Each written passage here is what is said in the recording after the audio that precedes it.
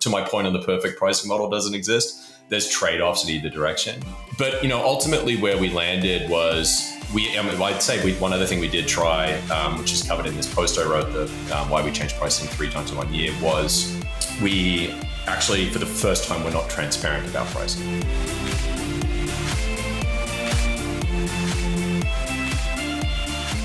Hey everybody, welcome back to the Product Marketing Life podcast, the show where we sit down with everyday product marketers to talk life, career, and most importantly, product marketing. We haven't met before. My name is Collin Mayjack. I'm the lead product marketing manager at Classy from GoFundMe. And in this episode, I got a chance to sit down with Matt Hodges. If you don't know Matt is the head of product marketing at Equals. And we got to have a conversation about Matt's journey in product marketing. We talked about the multiple rides he's taken on the unicorn roller coaster and currently what he's up to at Equals. We also did a little bit of a dive on his experience with pricing and naming and some of the takeaways that Matt has from his time at Equals. I really enjoyed this conversation with Matt, and I think you will too. Enjoy the episode. Matt, thank you so much for coming on the podcast. How are you today? I'm good, thanks, Colin. It's nice, bright and sunny here in Sydney, Australia. I'm pretty warm outside, so good day. I was going to ask where you were in Australia. I used to work at a company that was founded in Sydney, and a bunch of the Aussies that moved to the US said they just could not get used to Christmas actually being cold here. Summertime. The flip. You lived in SF for a bit, right? Yeah, 10 years. Yeah. Okay. How was that adjustment for you?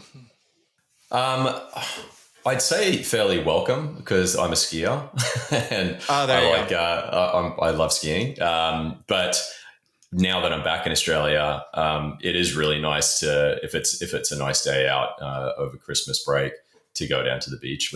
We're only 10 minutes from a bunch of the different beaches in the northern beaches in Australia, and so it's just a very different day. You're not in the house staying warm, probably surrounded by friends and family having food. You're outside usually after you've done some of the festivities in the morning, and maybe you come back for lunch or dinner.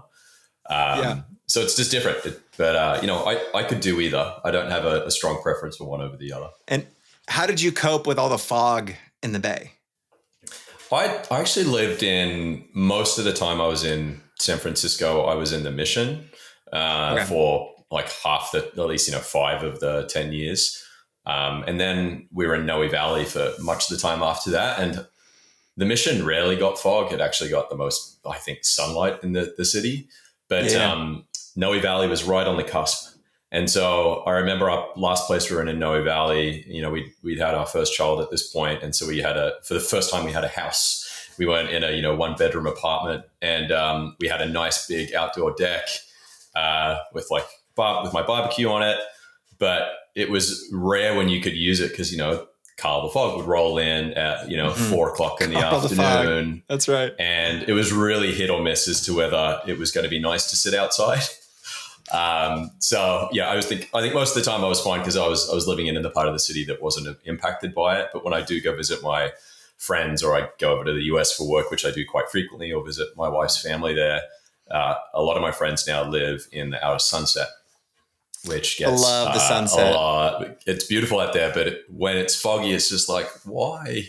If it didn't have any fog, it would just be perfect because it's not too hot, doesn't get too cold. You got the beach right there. Yeah. I think it's the amnesia about those foggy days that gets, that comes in when you have this beautiful day in the sunset where you could see straight down the road, straight to the ocean.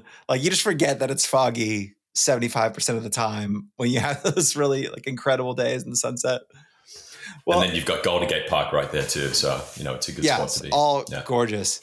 I want to talk about Equals in a minute, but you hinted at living in SF for a while. And I'm actually really curious about some of the roles that you held leading up to your time at Equals. I can say this because it's not about me. You have a really impressive resume. I was just doing some LinkedIn sleuthing like one does. And I was like, this guy has been at a lot of really great companies. So could you just break down a little bit of your product marketing journey leading up to overseeing product marketing at Equals? Yeah, sure. So I usually start this story by saying that I didn't plan to move into tech, like when I actually started working. It kind of just happened very naturally. And I was actually working at before the days of Apple actually having retail stores here in Australia. I worked for a little shop that resold Apple computers, mostly to companies in the film industry. And I ended up staying there for 3 years, started as a salesperson casually, then went full-time, and then ended up managing the sales team there. And so I actually started in sales and eventually got offered a role at Atlassian very early on. Atlassian was sub 100 employees at the time. This was back in 2008. This was back before the concept of the cloud even existed. I think Salesforce within that next 12 months came out with their whole no software push. And so I joined Atlassian because I knew Mike and Scott indirectly from university. They were both in the same, or had been in the same scholarship program that I was in before they dropped out to start Atlassian eventually. And they ended up sponsoring that, the co-op program it was called. And so I knew of Atlassian through that program. And when my course coordinator had said, look, Mike and Scott are starting to hire salespeople in Sydney, you should chat to them. That's how I kind of got introduced to Atlassian. And I think, about 6 months after that, I ended up joining as a technical sales engineer in Sydney. And, Atlassian is famous for not having sales. And so my role really wasn't sales. It wasn't on a quota or anything like that. Yeah. I would help people who downloaded our products. In this case, I was on Confluence, which is at that time we coined it as the Enterprise Wiki. And I would help you get it installed and understand how the hell to use this thing. That is, it's like a word processor, but in your browser, which was very foreign concept at the time. Yeah, pre-Google Docs, that sort of thing. Yeah. Yeah. And so my role was really just to get you set up and be successful in your 30-day trial, which again, all involved you actually installing on a server on your computer. And then, so it's quite an involved process. But that was my role initially. And this is how I got into product marketing. I naturally started to, as part of that role, need to create a lot of what I called evaluator resources to let people self-serve during their trial and show them, explain what Confluence was, and then what are the different use cases they could use it for, and how did it replace and why was it better than what they were currently using. And we didn't have a product marketing team. And so I created all that content. I did the webinars, I did the demos, I created a Confluence instance called the Evaluated Resources. And so when Jay Simons joined as the VP of marketing at that time, this was in 2009, I think, he started building out marketing in San Francisco, and he asked me to move to San Francisco. And so that's how I moved to San Francisco. And I was in like this evaluator role for a while where I was just, again, like helping people convert through that evaluation phase. And then a guy called Bill Arcanati, who was basically the head of product marketing for Confluence, got offered the head of product management job in Sydney. And he said, you should give my job to Matt. And so when he moved to Sydney to join the product management team, I took on Bill's role. And that's how I got into product marketing, even though I'd kind of been doing the role of a product marketer for quite some time already. Yeah. And then that's super interesting. Yeah. Well, sorry to interrupt you there. It almost feels like coming through, you had this very tangible problem of people need to understand the product, understand the value of it, and what's different about it to be motivated to adopt and get past this 30-day trial. And finding yourself looking up and realizing you've created this library of product marketing resources and probably articulating some of that differentiation when maybe no one had done it before. Yep. Yeah, architecting the demo. I vividly remember I do a webinar every week using, I think, WebEx at the time. And I had to architect the demo so that the Confluence rich text editor, which at that point was very buggy. I think most rich text editors and products are still quite buggy. It's a really hard problem to solve. I had to architect the demo so it didn't crash during me trying to show off all the things that you could do that you can do in Word that you can now do in your browser that anyone can do because anyone can edit a web page. It was just needed to be done. I had that content didn't exist and someone needed to create it. We didn't have a team. And so I kind of just did that. And then that was your break into PMM. Kind of someone spotted you as like, you were almost like somewhere between customer success and onboarding, doing product marketing. And and someone spotted you and said like, all right, this guy's doing product marketing, give him my job. That was your break in. Where'd you go from there? So from there, Jay had hired Daniel Freeman, who was the VP of product marketing and stayed at Atlassian for a long time, as did Jay. And so Daniel started building out an actual product marketing team. And that team just naturally grew as the company grew. Atlassian was famous for growing and still is for like this, And so I was fortunate, I think, to be at a company that had right product, right time. They were just they always had that sweet spot for a long time. And, I built a small team of product marketers to initially focus on Confluence. And then as each of our different business units evolved, I was the collaboration business, but we had our whole dev tools business, which Giancarlo Leonetti led. He's now the chief revenue officer at OpenAI. And then Ken Olofsson led the Jira business unit. We had a bunch of products in each of these different business units. Confluence, for me, was the flagship. And then we had some add-ons that we sold. And then we acquired HipChat, before Slack was even a thing. And so I had that family of products. And so I had a team of 5 product marketers by the time I'd left, which was 6 years after I'd initially joined. So, just naturally needed to build a team as the business grew and needed people to focus on these different things that we were selling and that were growing, from memory, like 30 to 50% year over year. And then, I was, it was 2014. I would have been, I'm doing my math now, 22, I think, at the time. Okay. Is that right? No, I can't do my math. How old was I? 84, 30. I was 32. I started to, think about what was next. Where did I want to go? And a company called Intercom had pinged me on LinkedIn, the COO at the time. No idea what Intercom was starting to get a bit frustrated at Atlassian. It was now like going on 1,000 people.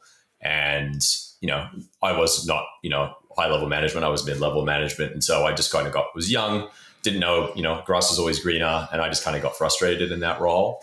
And so Intercom kind of came along at the right time. And long story short there, I ended up meeting Owen, the, co-founder and CEO at the time, now CEO again. And Des, who's co-founder, chief strategy officer. And I joined as their first marketer. And then, I stayed at Intercom for 5.5 years. There were 50 people when I joined, just raised a Series B, hit 1 million in annual recurring revenue. And then over the next 5 years, we went from 1 to 5, 5 to 20, 20 to 50, 50 to 80, 80 to 110, I think. I forget what the exact numbers there were, but again, just incredibly fast growth. But this time it was at a pure SaaS company and VC backed, which is probably one of the biggest differences between my time at Atlassian.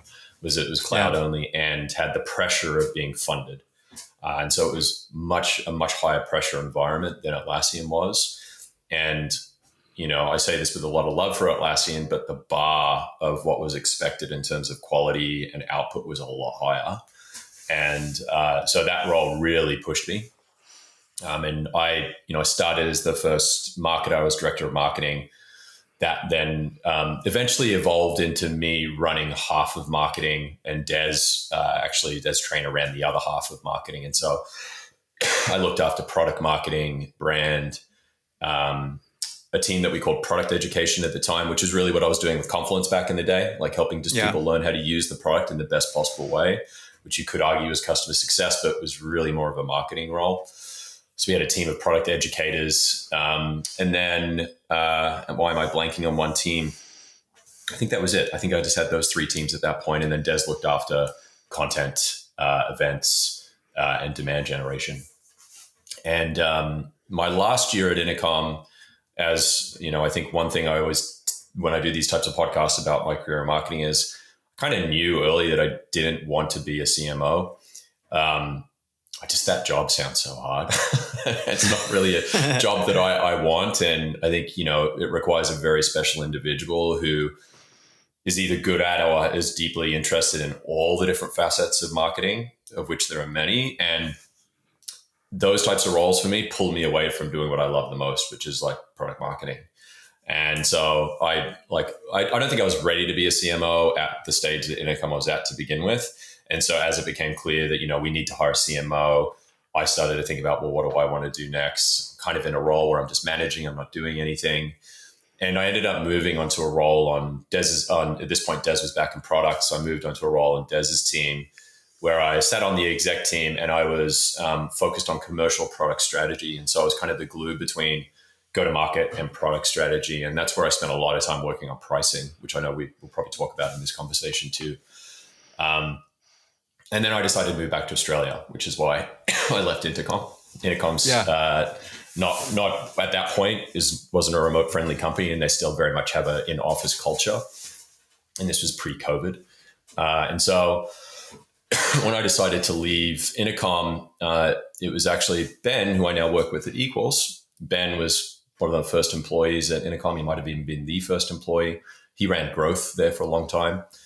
We've been in the trenches together, as I had been with Bobby, who was head of finance at Intercom, who's the other co-founder of Equals. Ben introduced me to Joe Thomas from Loom. And he said, hey, they're looking for a product marketer. You could probably give Joe some advice, but I know you're also looking potentially for a new role. You guys should chat. So that's how I met Joe at Loom. And I met him shortly before I finished up at Intercom, and I was going to take some time off. And, long story short there, it was right timing. They were looking for a first marketing leader. And I was looking for a new role that was going to be remote friendly because I was moving to Sydney. Yeah. What better product to work on than Loom, asynchronous video, where they're all about remote, and they were, very remote friendly or remote first company at that point. And so that's how I landed at Loom. And I could speak about the decisions I made to join both Intercom and Loom for other reasons, but it was kind of just right time, right fit. And that was September 2019. And I remember that date because I worked out of the SF office for 3 months before moving to Sydney right at the end of the year. And then I was in Sydney fully remote when COVID hit, which was, actually ended up being a real boon for Loom's business. 100%. And really, accelerated their already great growth. But it was also a very challenging time for me and my family, moving internationally, having a second child. My wife's American, her family's in the Bay Area, primarily in East Coast, and she couldn't see her family for 2.5 years. So it was a very intense year of hyper growth. Then also just a lot of stuff happening outside of work. Yeah. And I ended up, I burnt myself out. And I know it was real burnout, because for the first time, I had went and speak to a therapist about what was going on. And so I took some time off after that, consulted for a while. I think a good, was it a year or 6 months? I forget exactly how long I consulted for, maybe a year. I worked with some great companies during that time. Command E, who got acquired by Dropbox, a Series B company here, Quilla, who are awesome. They're actually doing some really cool stuff in product marketing at the moment. If folks want to check them out, it's QWILR, Quilla.com. But I ended up working with Atlassian again. It was come full circle. And so it brought you right back. Exactly. Yeah. They had basically an internal incubator in the company called Point A. That was created to give, I think, a place for what was a very big company at that point, I think 8,000 or 10,000 employees or something like that, to innovate and actually build a new product again, because it's been a while since they built a brand new product. And they also, I think, wanted to provide pathways for employees to have a startup-like experience within, the confines of a bigger company, or the security of a bigger company. And so I ended up working with Sharif on a product there that was part of that Point A program, where they were trying to figure out positioning, messaging, pricing, packaging. And I'd worked with Sharif for a very long time on Confluence. He was on the Confluence product team when I was there back in the day. And so I ended up joining Atlassian full time again after consulting with them for 6 months. Joined them full time, focused on that product, and then ended up in a role where I was just kind of put on special projects. And the last two projects I worked on were writing the keynotes for Mike and Scott's keynote at Atlassian Summit, or Team. Sorry, it used to be called Atlassian Summit back in the day. It's now their Team event in Vegas. And I also launched Atlassian's first AI product, which was aptly called Atlassian Intelligence. And that was the last kind of project I worked on before I decided to join Equals. And sorry, so that was a very long answer to your question of how I ended up at Equals. But I'd say I ended up at Equals because I wanted to go small again. I just kind of learned that big company wasn't for me. And Atlassian was very big, much bigger than I'd ever worked in at that point. Still a great company, but I needed to go somewhere small where we were able to move a bit faster. And to be honest, I just didn't have to work with as many different teams to ship something. Just it was very slow for me, coming from startups. And, I joined Equals is a company I've joined at the earliest stage I've ever joined at. So, I'd mentioned Loom. Intercom was 50 people, Series B. Loom was 30 people, just about to raise a Series B.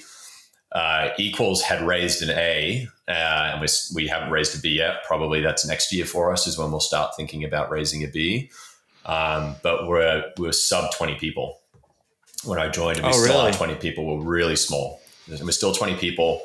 And the main deciding factor in joining Equals for me was actually, I have a lot of love and respect for Ben and Bobby because we work together so closely, and I've just seen what they've both done since I've left Intercom, and they've done their own things and grown, and always stayed in touch, and just started following Equals when they started Equals, and thought it was an interesting product and like a potentially very big market.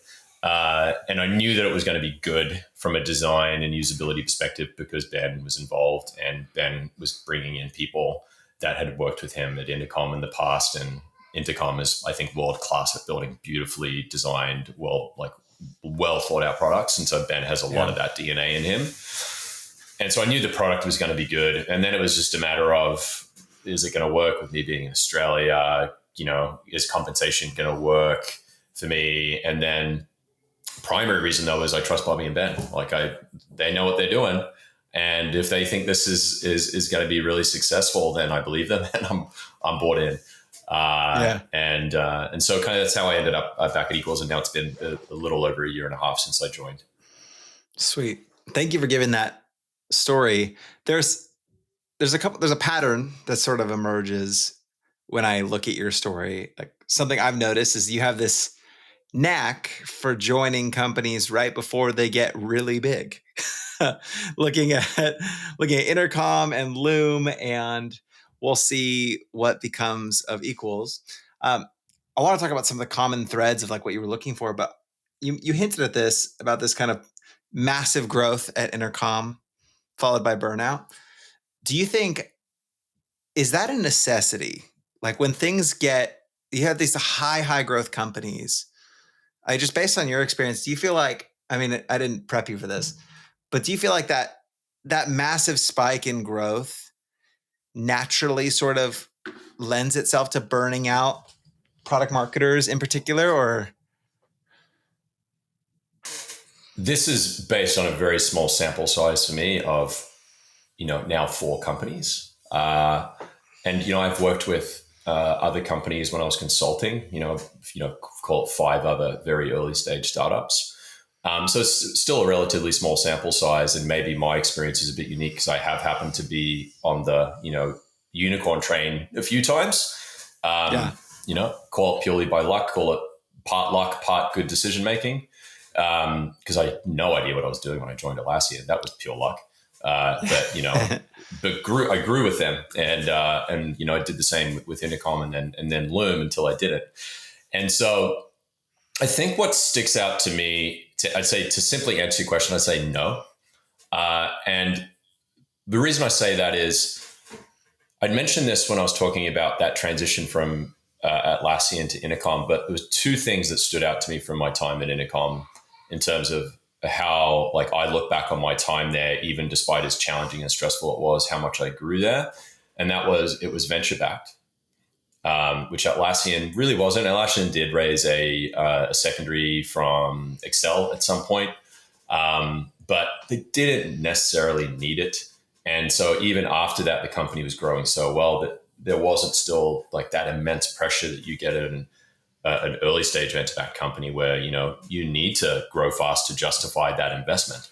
And so, Intercom was a bit more of, we had that pressure, but we were growing really fast. But I'd say more of the pressure came from the individuals that I worked with, who themselves had just a very high bar for what was good.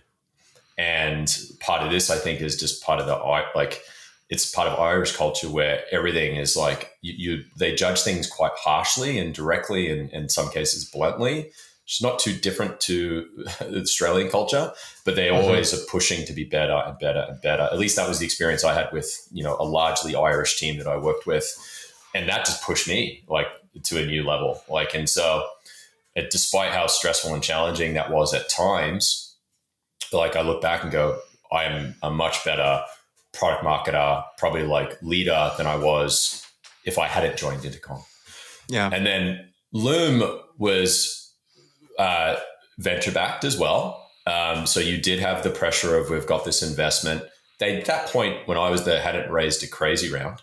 But the biggest challenge for me was I was seeing growth that I'd never seen before, with more of a prosumer product than a teams-based product. And so the top of funnel was just so much bigger, way bigger than I'd ever seen. Intercom's B2B, Atlassian was B2B. Yeah. And so just a way different business model. And probably for me, part of the burnout was some anxiety around, okay, I've just seen the company go from 1 million to 9 million in ARR in a year. And we made some very good decisions that helped that off the back of COVID. We acted early. We halved our prices first before anyone took any action on pricing around COVID. And we made the product free for education. And at the same time, we figured out what we are in this market. And I think we did those three things really well.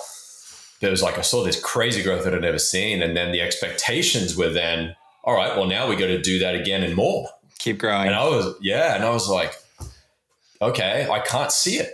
I feel like, we'd ridden this wave and we were kind of at the peak, and I'm like, I don't know whether I can sign up to those numbers.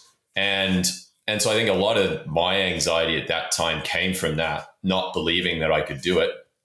And because I'd never done it before. And then, you layer on all the other stuff that was happening outside of work. And it was just my blood pressure's through the roof. My doctor's having me wear a blood pressure monitor for 24 hours. You've got to slow down. And so, I'm trying to go back to your original question. There is an element, I think, of when you're VC funded, there is just more pressure to start. And then I think depending on when that funding came in, and what type of round was raised, there's going to be more pressure on you. Is it unique to product marketing? I don't think so. I don't think it's a product marketing specific challenge. And then ultimately, I think it just comes down to you. Do you have a high bar for yourself? Do you put a lot of pressure on yourself? And, if you are that type of person, then those combination of things is going to lead to burnout. Yeah. That makes a lot of sense to me. You take this cocktail of high achiever, which, just even you take your posture at Atlassian to be the kind of person who's in that kind of customer success role and says, oh, I could do this more efficiently, and I'm going to build this resource, build that resource. That's a personality type for someone who sees an opportunity and is driven. Take that mix of that plus venture backing, which I worked at a seed stage company, and even that was there was some pressure because of that, because someone has invested and they want to see it grow. And then take just the urgency of the leadership culture. How urgent do they feel like they are? And I guess with Loom, there's this unique event, and whether or not you treat that unique event as the new standard or as, in this case, a global pandemic. That is a unique, that's super helpful to see kind of those patterns. I'm wired the same way where I have a very hard time half-assing anything. And so the anxiety, the pressure you put on yourself. Yeah. Oh yeah, for sure. I think it's a good summary. One thing I should be very clear on, I don't want to paint the picture that like, getting VC funding is bad. That's No. absolutely not what I hope that doesn't come through. Like it's just then you do have people that want to see a return, as they should, on the investment they've made. And I don't think in either of the cases any of the cases I've been in, there's been an immense like push from the board to do certain things to grow at a certain rate. It's more of the pressure you put on yourself because you want to achieve it. Now, I'm sure there are cases where that has happened, but that wasn't my experience at those companies that I've worked at. It's just, again, more about that pressure you put on yourself. Yeah. Thank you for sharing that. I did not prep you for that. I'm curious now, like looking at some of your decision making, you hinted that like that last Atlassian was luck, but the ones that followed were this blend of right timing and like you were evaluating how this company, like where they sit and whether they have the opportunity to go big. Like when you're evaluating these companies, and even like when you're evaluating Equals, like when you joined Equals, what were you looking for? Or were there any sort of signals that you were looking for to see, okay, this product has potential to take off? What do you like? Are there any patterns there that are consistent? Yeah, definitely. I'll talk about the moments of when I was like, all right, I want to join these companies, and then I'll kind of come back and reflect on what I think the patterns are. So with Intercom, the first thing I did when I got this LinkedIn email, which I mostly ignore most of them, but this one kind of stood out. I went to the website, checked it out, and kind of got a feel for what it was. They obviously, their product marketing at that point wasn't bad. It wasn't great. So it was kind of a bit hard to figure out what they did, but I learned a lot by reading their blog. Inside Intercom, that Intercom was always big on content. And that came from the top down, and they knew the value in content. So I learned a lot about the company actually by reading Inside Intercom. And I remember vividly going to the blog and then remembering I've read this before and thought it was really good, maybe like 6 months earlier, just come up in an RSS feed or something. And so it was a bit of a combination of, okay, I can see this product. Now I have a better understanding for what it is. Clearly the team behind it are really smart. They write great content. I know that much, and they're writing about interesting things. And when I understood what the product was, I was like, I want to use that. I would want to use that in my job. I could see the value in it. And that, I think, is pattern number one. When you see something, you're like, I want to use that. It was the same thing for Loom, which I'll get to in a second. So that was Intercom. And then with Loom, when Ben had introduced me to Joe, the name Loom didn't initially click to me. But then before I met Joe, obviously I went and did some research, and I went to the website, and I remembered that I'd used the product because I discovered it on Product Hunt with their last major launch, probably when they announced their Series A is probably when they did that. And I remember downloading it and going, this is the best screen recorder I've ever used. It was fast, which was one of their secret sauce, like at that time. It was fast, it was well designed, and it just worked. And I remembered that moment. It's like, oh, these are those guys. And then when I spoke to Joe and we went out for dinner, and I just got him to tell me what they needed, but also like, what are you actually building here? It became very clear to me that they weren't a screen recorder. They were much more than that. They just didn't know quite how to describe and articulate what they were. I think their homepage at that point said screen recording simplified. And it's like, to me, as I learned more about the product and then actually got in the role, I was like, wow, this vastly undersells what Loom is. And so if I take a step back and I'll talk about Equals separately, and I look at both of those decisions, I would say, one, it was product that I wanted to use or had used and had a very good experience with. But then also the teams behind them, really smart, very passionate product people, both like Joe and Vinay, the other co-founder and the CTO at Loom at the time, and then Des, Owen, Paul Adams, like product people who care a lot about brand and design.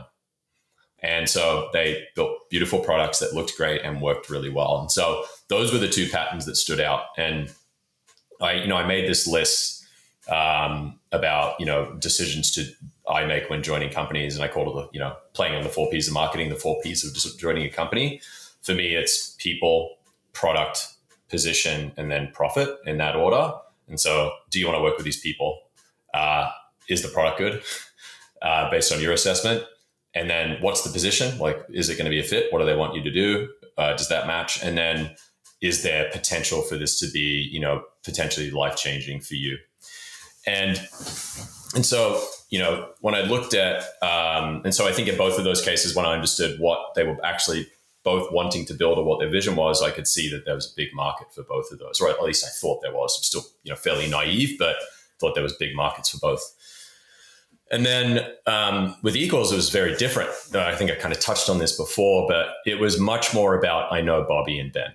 And I'd watched Bobby, was prolific and still is quite prolific on LinkedIn and X. He'd do a lot of demos of just like how fast and well designed and unique this next generation spreadsheet was. And I could get a sense from just watching those, 2-minute demos that they've built something really special. And then again, I had that inherent trust in and that experience of working with both of them, that I know they're super smart. I know they're smarter than they were when we worked together, because they've both done different things since then and they've got more experience. And, so I knew that I could comfortably work with them and have trust that I wouldn't have to build from scratch. And then it was a matter of, well, what do you need me to do? Is the role right? And understanding the product more, because I'm not, unlike Loom and Confluence and Intercom, I wasn't a user of it. I wasn't like a primary user of Equals. I am now, and I've figured out like how I use it for my role as head of marketing. But we still don't sell to heads of marketing today. We sell to heads of finance and operations. And so, it was more of a people decision. And then, is the potential there? I think the product's great, but then one of the biggest challenges for me over the last 18 months has been like getting into the head of the buyer and the user, because it's not me. And that's been the harder challenge, and understanding how do I communicate the value to someone that's not me. Well, at least, looks like me from a persona point of view. Yeah, that's super helpful. Something you've done really well since day one of Equals, this is sort of what kind of drew me to you, was that you've been very much building in public. And in fact, a couple weeks ago, folks can go to your LinkedIn, and you had this post where you listed the 10 biggest things you've learned at Equals. And it's a treasure trove of blogs that you've written over the last year. It's also refreshing to see product marketers who can write. So that's nice. If you're up for it, I would love to click in on really two of them, pricing and naming. It looks like from the outside, the last year has been a big year of pricing for Equals.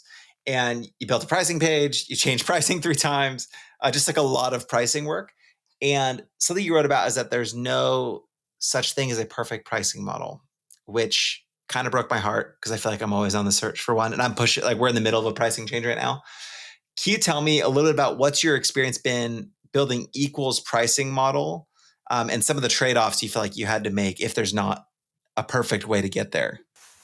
Yeah, definitely. I'd say first thing I'd say is it's not just me working on it. I'd say like Ben's our co-founder, chief product officer. He's really a lot of the strategy behind our pricing, which I'm behind the strategy and very supportive of. I just want to make that clear, because while I wrote the post, like I think a lot of the credit should go to Ben.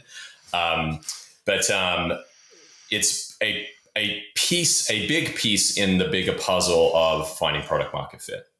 And as we've evolved our understanding of who are we actually building for at this point in time, and knowing that it's part of a much bigger vision to continue to build what our mission is, to build the de facto spreadsheet for modern data analysis. We are still building a spreadsheet, but I think, one of the things we talked about when we were kind of riffing on what are the topics that we could cover in this podcast was, are you competing against Excel? Like, is that your biggest competitor? And I'd say, yeah. Asked me that a year ago, I would have said yes. Now, no. And so I think you look at the landscape of products, and I'll tie this back to pricing. Like, we are building a spreadsheet, and by nature you'd say, well, then you're competing against traditional spreadsheets, Excel, Google Sheets, even Apple Numbers, if you're looking at G2 and that category on G2. Right? I guess some people use numbers. Yeah, some people do. Yeah, marketers like me. And so as we have built a spreadsheet and we are continuing to build a spreadsheet, but as we're trying to find product market fit and monetize, we've realized that that's not the market we're going after right now. We've found a way to, instead of taking a horizontal approach, we've realigned on a verticalized approach to go to market, where we're focusing on solving specific problems for specific people. And right now, or the last 6 months, that has been going really deep on ARR reporting and helping either founders or, the first finance or ops hire at a SaaS business, either B2B or B2C, stand up ARR reporting, which is incredibly important for any business, especially funded businesses. They need to actually show their investors and show their board, how they're performing. And that ultimately comes down to, I think, for most businesses, revenue. And so we only found that niche because we actually turned off our self-serve funnel, which is something that, Oh, you did? We turned it off completely. We turned that off almost a year ago to this week. And that was primarily down to needing to get closer to our customers and understand, who are we a good fit for? Are we actually solving the right problems for them? Get rid of a lot of the noise, force a conversation, and then make sure that people are set up on the right foot. And that was also during this period, the last 4 months, that was also when we evolved our pricing a lot, like tried a whole bunch of different things to figure out what was right as we're trying to figure out who we're selling to and what for. And I wrote this post, why we changed pricing 3 times in 1 year, and it kind of summarizes the learnings that we had made. And none of them are rocket science. They're all very obvious things, like people didn't like usage limits, and that harmed adoption. So we got rid of all usage limits. They didn't like to buy things they don't need. And so one of the things we tried to simplify, but also I'd say artificially inflate ARPA, annual revenue per account, not annual, average revenue per account, was to sell seats in buckets. And people didn't like that, at least not the people we were selling to, because they're like, I only want 1 seat, I don't need 5. So don't make me pay for 5 up front. Even though that does work for other companies, and we might even do that later, because now we're talking to people who would rather just buy seats in buckets, right? So to my point on the perfect pricing model doesn't exist. There's trade-offs in either direction. But ultimately where we landed was I'd say one other thing we did try, which is covered in this post I wrote, why we changed pricing 3 times in 1 year, was we actually, for the first time, were not transparent about pricing. And so you went away from transparent. Yeah, for a hot minute. And part of the reason for that was, as again, we kind of verticalized and we started to selling to a specific type of buyer and a set of tools in another category, call them BI tools, call them like notebooks, and not spreadsheets. We were getting told that we were leaving an incredible amount of money on the table, right? Because that people are used to not paying, $10 a seat. They're used to paying tens of thousands of dollars a year for these other solutions that they could theoretically replace with equals. And so it was like, well, how do we price then? Let's just get rid of price points on the site altogether, because that's anchoring us and not letting us learn what could we charge.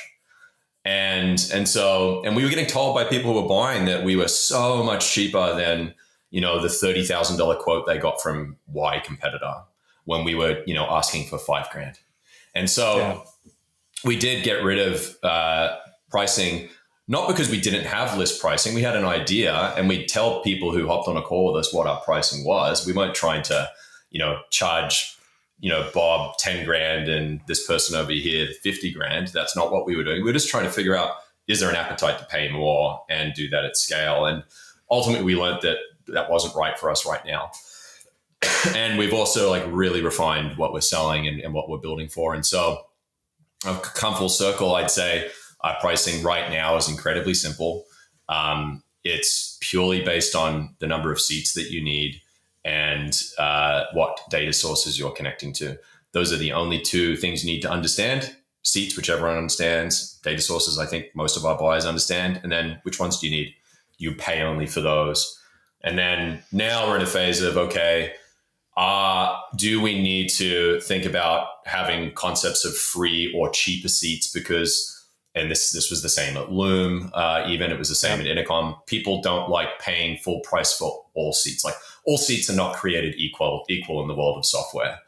And, there's value in having a viewer only role, but people aren't willing to pay the same price for that as someone who is in the product, editing the spreadsheets, building the dashboards. And so I think that's probably, what we're going to probably maybe figure out next. And then also, how do we charge for data sources where there's a higher willingness to pay or there's a higher cost associated for us in syncing the data from that data source? Yeah.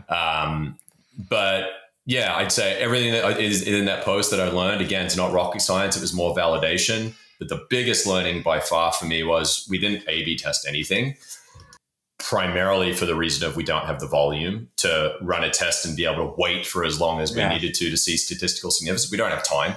Like, we need to move fast and we need to make decisions quickly. The bigger the changes you make, the faster you will learn. And I think that's not something that I'd done in the past, because when I worked on pricing projects at Intercom, and that last kind of year that I was there, where I was, my task was running the project to fix pricing. You had, tens of, if not hundreds of millions of dollars of ARR at stake. And if you make the wrong decision, it can cost you big time. But we're so early that the wrong decision actually isn't costing us, it's helping us learn faster. So I'd say that was probably the bigger learning for me.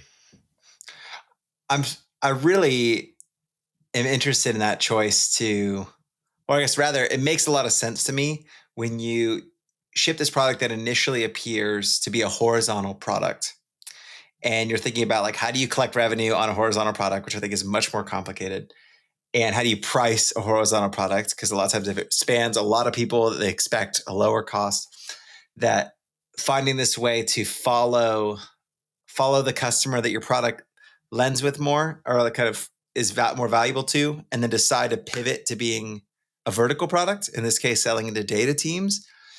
I really like that way of following the user into both your positioning and your pricing. And it makes a ton of sense to me then to back into, like, say, if you decided to go in on marketers, you would not charge the same, you wouldn't charge on data sources, but you decided to go all in on data teams, and actually data sources is a significant thing that they'll pay money for, and that can get you guys to revenue faster.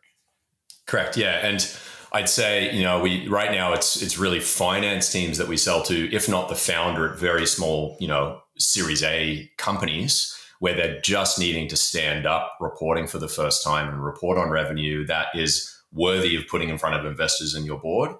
And we've found this, call it niche, where people want the spreadsheet. Because they know it, it's familiar, it's really flexible.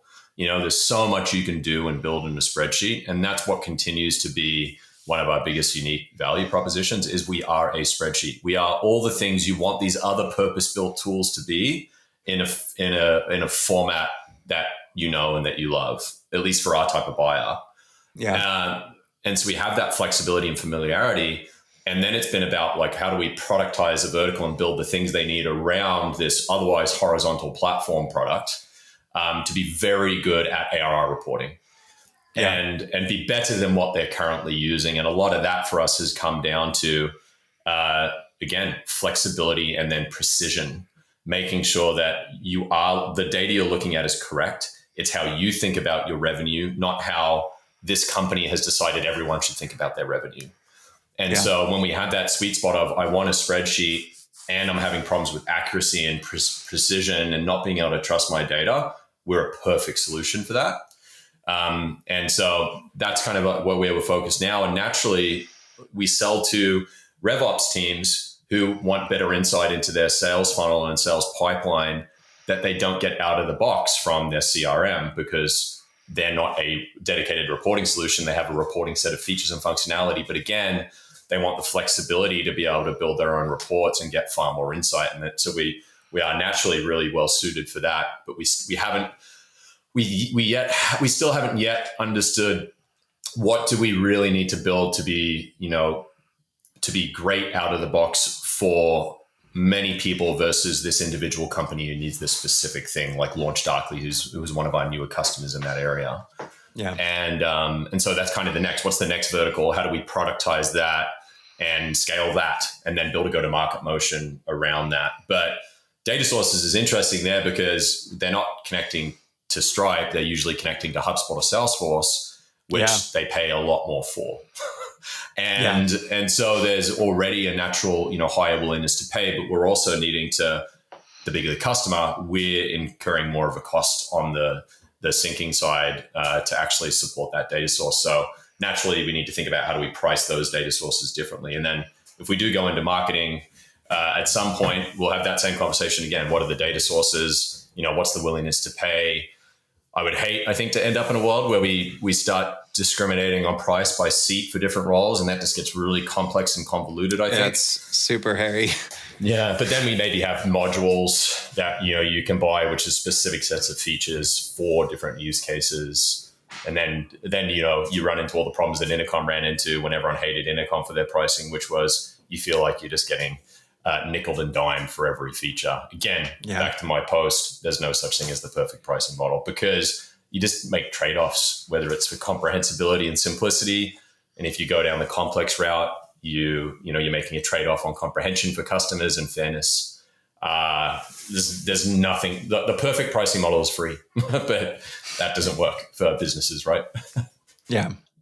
That's super helpful. And I think just recognizing that your pricing model will have to change over and over. And that's part of why that perfection is so fleeting, is you're going to have to adapt depending on what your customers look like at this stage. And if the market changes, right? Intercom's market got so much more competitive in 3 years, really intensely. And that changed how we thought about pricing. And you gave two examples of products being named. One, you pointed to Apple's Retina display. And in theory, Apple could have just called it their Apple high resolution display, just generic name. And they chose to give it the unique proper name, Retina. And then you talked about your other experience. We were at Intercom and your VP of product was building this product that he called an asynchronous messaging product, which you eventually launched under the name Live Chat, like a very straightforward name. Two processes, two very different naming outcomes. So I'd be curious, like, what lenses do you use when you're thinking about naming a product? Yeah, I'd say, first of all, as a product marketer, I think your job is to know the product intimately and how it works, what's actually been built, how does it actually work, what's the experience for the end user. And then also, if they're not using this thing that you've built, whether it's a feature or a whole product, what are they using instead? What do they call that? How do they describe that? And those are all inputs into how you should think about naming. And then I think if I was to use a framework, like a very simple framework, first question is, does it need a name? Like, do we actually need to call this anything in our marketing or in our documentation or in our product? And to me, that comes down to, is it either a key part of the buyer's purchasing decision? Like, I absolutely need to check this box that it has this thing in order to buy your product. Is it that? Or is it something that enables you to, is it something that provides unique value that no other product alternative in the market has? If it meets one of those two criteria, then I think it justifies having a name. And then the question is, how do you approach the naming of the product? Do you want to create something that is unique in market and that no one else has, and kind of, build a I don't want to say build a category, but, like you would do if you were, establishing a new category for your business? Do you want to do that for this feature and then have to educate the market on what this thing is and why people need it? Apple's not the best, apples to apples, sorry, no pun intended there, comparison, because I think consumer products are so different. Hardware consumer products are so different to B2B SaaS. But if I was to, use the example, I go into depth into this post I wrote on the topic on naming new product. We were building a new version of our feature that we had called historically AI Assist. And we were leveraging, at this point in time, it was ChatGPT 4's new APIs where you could actually do two-way conversation instead of just ask for something and get output. You could actually then follow up and ask questions. And we were starting to play around with that and think about how could we apply that to equals. And we ended up building a whole new set of capabilities, introducing the concept of chat with AI inside of equals, which is not something you could do before. And so then the question begged, from my point of view, how big do we want to go and market with this? Like, do we want to, is it really just the next version of what we already have, or is it something entirely new? And how much does naming play a role in marketability there?